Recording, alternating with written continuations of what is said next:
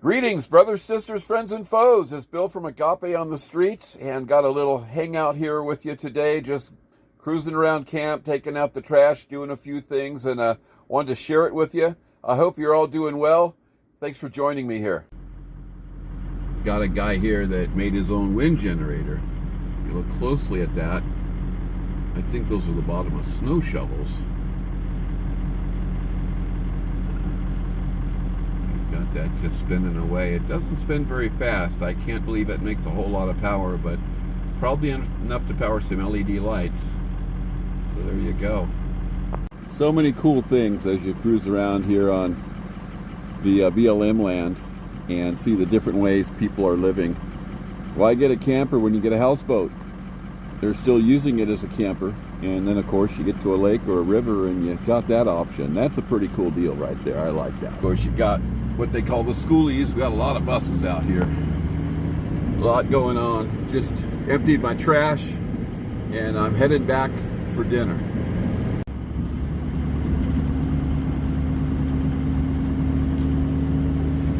Beautiful silhouette. Mountains in the evening.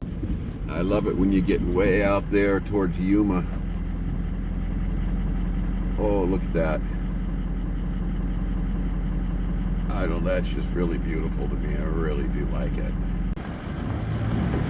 I love the silhouette of those mountains as the sun sets behind them. And if you ever want to see some really amazing sunsets, look up Lake Havasu City sunsets. That's, wow. Setting over that lake, that's really amazing. But we've got some pretty darn nice ones here. I know Josie and Star like to sit down and watch us as well, and that's what's really neat to see young people now. I go online and see all these other YouTube videos and things on Quartzsite, and they're all complaining that it's boring and all that. And I'm like, are you freaking serious? You missed the whole point. You know, they want the city in the desert out here or something. And this is what it's about. That is beautiful. I could sit there for hours and just be in awe. And if you don't see it, you're really missing something. You know, I worship the Creator and seriously enjoy His creation. It is something to behold to me. I think that is just totally amazing.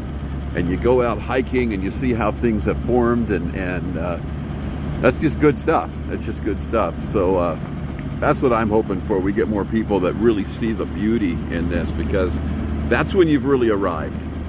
If you're not seeing this, you haven't arrived here yet. You're still back in the city. You're still in the rat race. And the idea is to let that go and to let yourself just bask in this. That's where you get the real rest. And that's what it's about. It's about rest, really. Just resting and worshiping and loving on the Lord. And yeah, I know a lot of people out here do worship the creation, but praise God. We're going to hopefully connect with a lot more of them and explain to them why it's so beautiful, because who created it. So that's just exciting stuff to me as well. I watched a guy on YouTube the other day, and you can see there's a lot of grass here and it's dead. And he was complaining. He said, last year we were here and this was all green. Well, we do have 120 degree summers here. I know, because I've stayed here through the summer. I don't just talk about it. I stayed here through an entire summer and checked it out. And the grass will turn green again, but we're not to that time of year. You start hitting the monsoons and stuff like that, and we start having, you know, the right weather in here, and that will turn green pretty quick. But in the meantime, this is also enjoyable to me. You know, it doesn't have to be green grass. The desert has another kind of beauty that I think is just really awesome.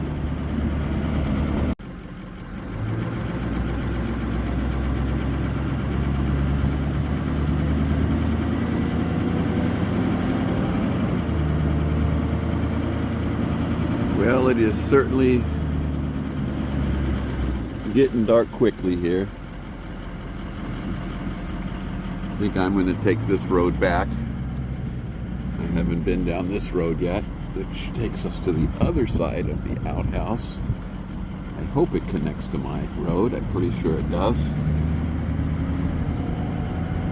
There's my trailer over there, so lot of converted ambulances out here. That's a really cool one because those things are built tough.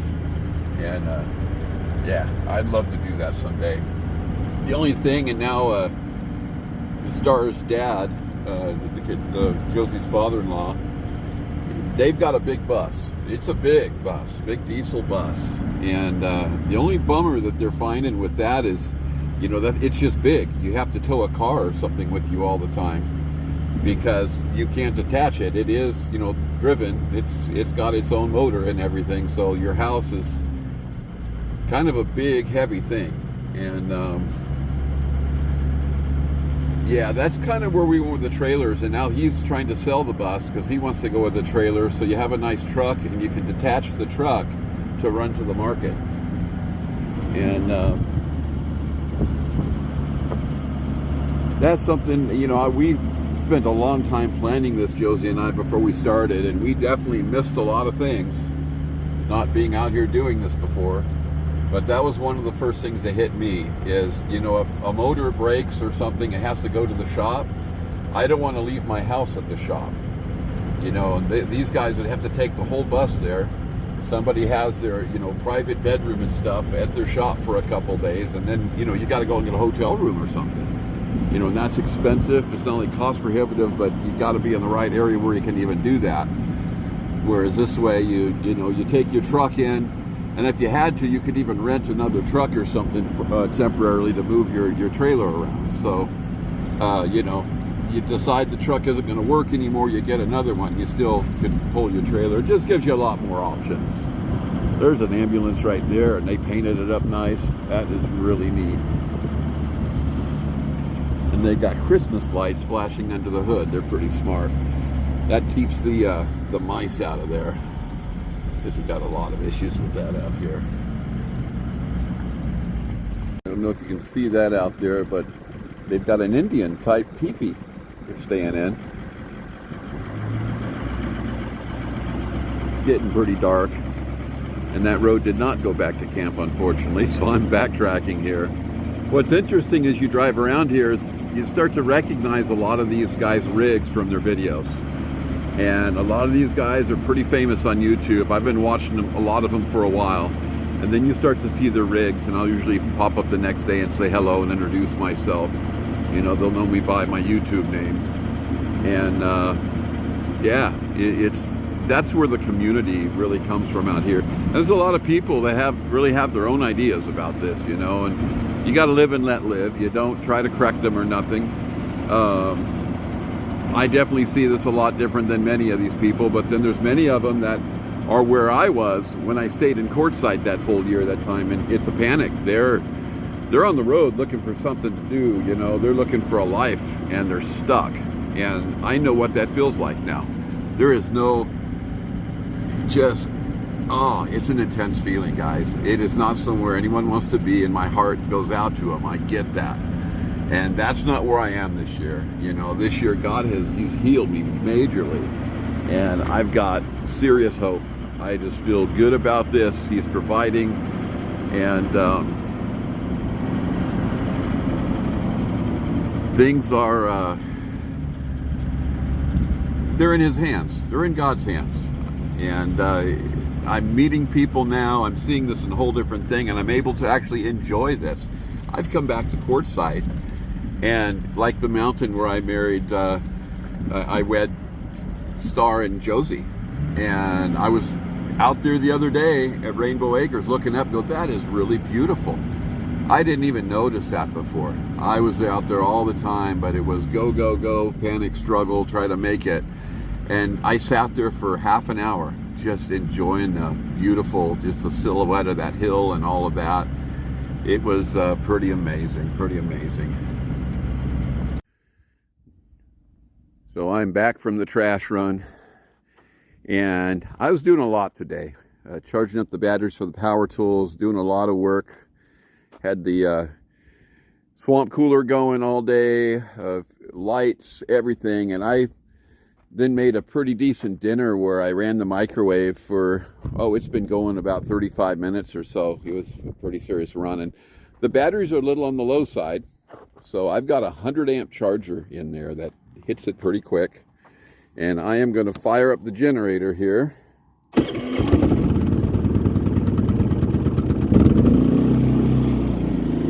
Let her warm up a little bit, because this pulls a pretty serious load. It almost maxes the generator.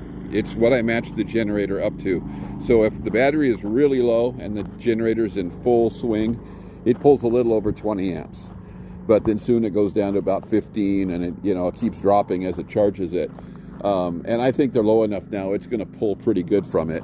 So I always let it warm up for a little while. My water is getting a little on the low side, maybe you can see. And we'll see. Maybe tomorrow I'll go get some water. I might have to make a trip to Havasu tomorrow, but I'm trying to push it off till Wednesday. And we'll see how that all works out. All right, I got the cable strung out here, plugged into the trailer. And let's see what we get here. 124 volts, we got 0 amps. Let's see what kind of draw we're getting. 19.2. Not bad. Battery's not nearly as drained as I thought. This is the first time I've had to fire this up out here to deal with the trailer. Now I have fired it up for the truck because I have a block heater in the truck, and it gets fairly cold at night, at least colder than this truck likes right now. You guys that have been following me know I've got a little work to do. I've got to have the fuel injection control module modified and reprogrammed. So that's something that hopefully will come up soon. And in the meantime, I heat the block in the morning so it starts easier, because I want to take it easy on that truck as much as I can. Well, we're going to see how this came out here in the microwave. This little steaks and gravy, and I'll put it on for a little longer here to warm it up more. And we're in quite a unfinished situation here, but it's coming along good, and I'm taking it easy and taking it slow, and God is blessing me for that. And I got new sheets on the bed, nice and clean. Got my little steak sandwich for tonight, and we're going to have a little chat about how things are going here and stuff. Yes, I use white sheets, and I've been people going on that, oh, you want tan sheets for the desert. No, I want to know when they're dirty, and when they're dirty, well, it costs so much to wash them. Well, it's kind of funny out here. It's almost like everyone has to prove what a nomad is, and they say come out here for freedom, and then they make a bunch of rules, and I am out here, this is free to me. And I wash most of my clothes and my sheets by hand, so no, I don't spend a bunch of money. I don't go to the laundromat. On one side, there's the nomadic thing, and it's breaking off all that, and then they're going to the laundromat, they're doing all this stuff. So yeah, I think it's good to have clean sheets. When they turn tan, then I know they need to be washed. And you go outside and you wash them. I do have that big water tank, which is a blessing. So I'm able to wash my own stuff usually and dry it out in the sun like it used to be, and just really gone back to a lot of the old-fashioned stuff. Well, that was a nice dinner. I thank God for his provisions. It's always nice in the end of the day to sit down and have a little something and just give God thanks for the day. In the morning, I usually do protein powder. And I found one I really like, actually, Premier Protein. They have a coffee latte. It's got a little caffeine in it, so that replaces my cup of coffee now. And it's actually a lot less expensive than making breakfast. Gives me a lot of protein, gets me going. And I'll do a little lunch. I really don't eat a whole lot anymore, but I make sure I've got some supplements and stuff, so I'm taking very good care of myself, making sure I have everything I need. Praise God. Just another good day. Got through it, and it was enjoyable. It was really awesome. Took a few things I sold off and sent them out, and discussing now how a trip up to Flagstaff is going to look. The church wants to wait till like mid-December to do the audiovisual install.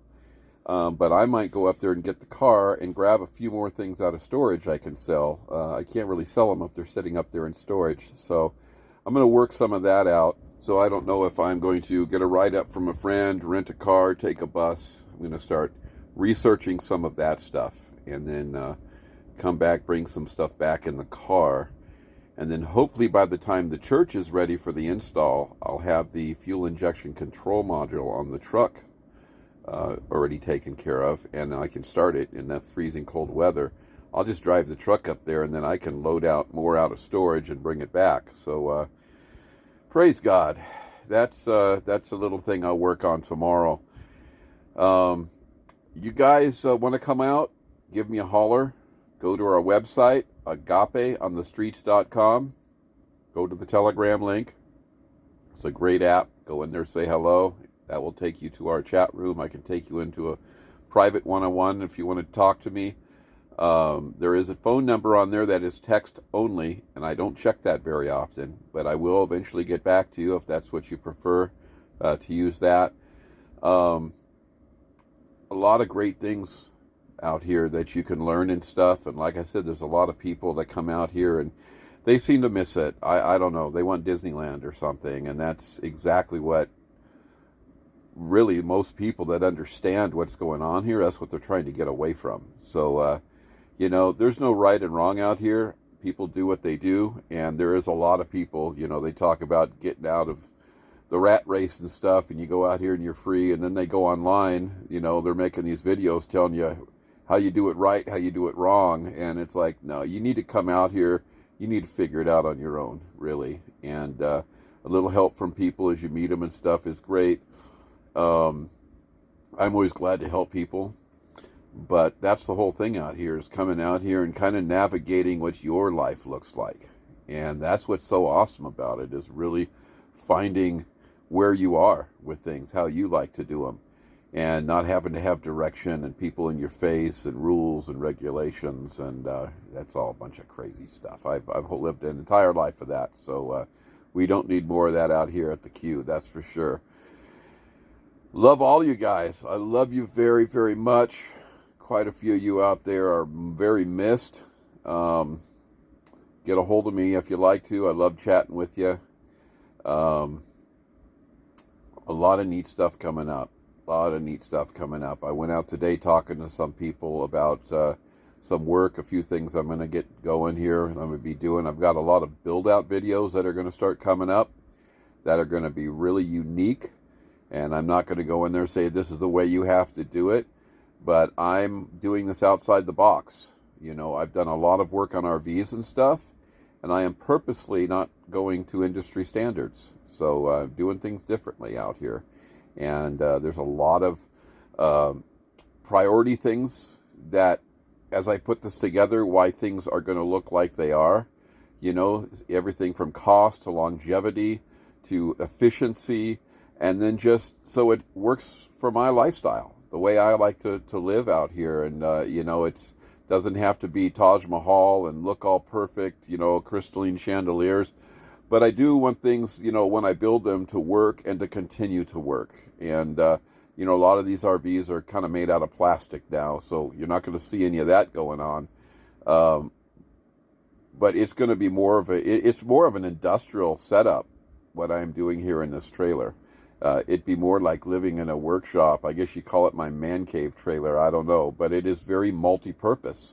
A lot of people say, well, it's kind of like a toy hauler and a workshop and, you know, a cargo trailer and then an RV all in one. And yeah, you can do any of those things. You can fold down the workbench, you can fold up the bed, you can pull a vehicle in here if you want to, a small vehicle, not a full-size vehicle. It's set up for the small trucks or an ATV or something. And at the same time, you could pull all that stuff down. You could fill it full of shipping stuff. You could use it to ship stuff. If you take everything out of it, there's all kinds of room, you know, where you can shower. There's a toilet, good sized kitchen. You can do anything you want to do in here. We've got almost a full size refrigerator. So it's very flexible, and that's exactly what I was looking for.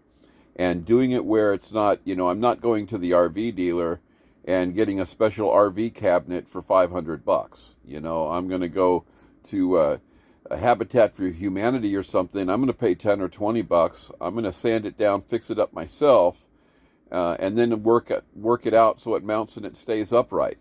So that's what we got going here. I'm going to share a lot of that with you, and hopefully you can take a little bit of what I got and add it to the way you like to do it, and build something really awesome. You know, if you guys need help fixing things in your RV, anything like that, get a hold of me. I love to help out. If you're a church out there, no matter where you are in the United States, I will travel. If you need someone who knows audiovisual and knows it well, it's something I've been doing since I was a very little guy. I've run quite a few sound companies. I just got done doing about 1.5 years over at Little America, and then we totally restructured their whole AV over there. We built a brand new AV room, ordered all new equipment, reset the whole way it works, and that was really neat. Got to train their young people. There's a young guy running it now that I got to train, and that was good stuff. And I love to work with churches especially, but anyone who wants to give me a yell, I can retrain your staff, your volunteers. I've learned to work very well with volunteers, learning how to motivate them and get them excited for audiovisual. And also, I've learned how to do audiovisual where it's not going to cost you an arm and a leg. If you have that kind of money and you want to buy those brands, that's great. If you need to cut some stuff and you don't want to cut corners, you need to cut cost, but you still need it to work right. That's what I like to do. That's where I can really get involved there, because there's a lot of top-notch stuff that you can get for a lot less than what a lot of people are doing, and know how to go about that, how to make the system very effective for what it is. Understand acoustics extremely well. We can deal with things like listening fatigue, things that literally make it so they don't retain a lot of what they hear. And I'll talk to you about that if you get a hold of me. A lot of scientific studies that I've been involved with, and we can get really deep into that stuff. So God bless y'all. Hope to see you soon. Bye-bye now.